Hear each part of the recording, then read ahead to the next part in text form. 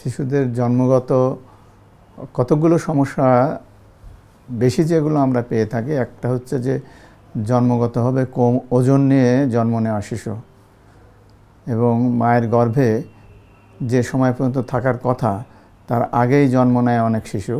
এটা একটা জন্মগত সমস্যা। আমাদের দেশে এই সমস্যাটা অনেক বেশি উন্নত বিশ্বের তুলনায়, এমনকি সার্কভুক্ত দেশের অনেক দেশের তুলনায়ও আমাদের দেশে বেশি। এর বাইরে যেগুলো পাওয়া যায় জন্মগত সার্জিক্যাল সমস্যা, যেগুলোকে আমরা ধরতে পারি ঠোঁট কাটা, তালু কাটা, পায়ের বাঁকা, এ ধরনের সমস্যা। এছাড়াও আছে ব্রেনের সমস্যা পাওয়া যায়। দেখা গেল কোনো বাচ্চা হয়তো পিছনের দিকে শিরদাঁড়ার উপরের দিকে ফুলে উঠছে, যেটাকে আমরা বলে থাকি স্পাইনা বাইফিডা অর স্পাইনাল ডিজরাফিজম। এ ধরনের সমস্যাগুলো আমরা জন্মের সময় বাচ্চাদের পেয়ে থাকি। অনেক বাচ্চার হার্টের সমস্যা নিয়ে জন্ম নেয়, যেগুলি জন্মের পরপর অনেক সময় ধরা পড়ে, অনেক সময় ধরা পড়েও না।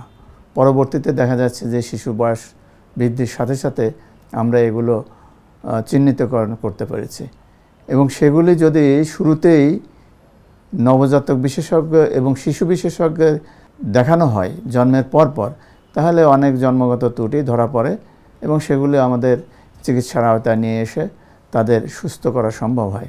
কিন্তু যাদের দেরিতে ধরা পড়ে তাদের জন্য এটি একটা বড় সমস্যা। এর বাইরে একটা জন্মের সময় সমস্যা দেখা দেয়, যেটা কাঁদতে যদি বাচ্চার দেরি হয়, যেটাকে আমরা পেরিনেটাল অ্যাসফিক্সিয়া বলি, অথবা জন্মের পরপর শিশুর যদি খিঁচুনি হয়, সেগুলির থেকে মস্তিষ্কের সমস্যা হতে পারে এবং পরবর্তীতে এই সমস্ত বাচ্চার সেরিব্রাল পলসি নামক একটা রোগ আছে, সেটি দেখা দিতে পারে।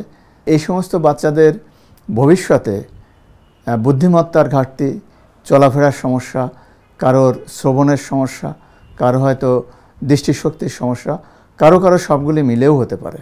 এবং দেখা যায় যে এই সমস্ত শিশুরা বয়স বৃদ্ধির সাথে সাথে তাদের যে শিক্ষা, তাদের যে পেশায় আসা, তাদের যে কাজকর্ম, এগুলি তারা ঠিকভাবে করতে পারে না।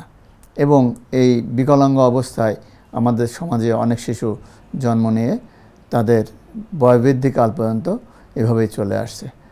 এদের জন্য বিশেষ প্রতিবন্ধী যাদেরকে বলা হয়, সেই অবস্থাটা এদের জন্য বলা সঠিক। এবং সেই সব বাচ্চার জন্য আমাদের সমাজে সামাজিকভাবে, রাষ্ট্রীয়ভাবে বিভিন্ন কর্মসূচি নেওয়া উচিত। তাদের দেখভাল, তাদের শিক্ষা, তাদের পেশায় নিয়ে আসা যার যার পক্ষে যেভাবে সম্ভব হয় সেগুলি করানো উচিত।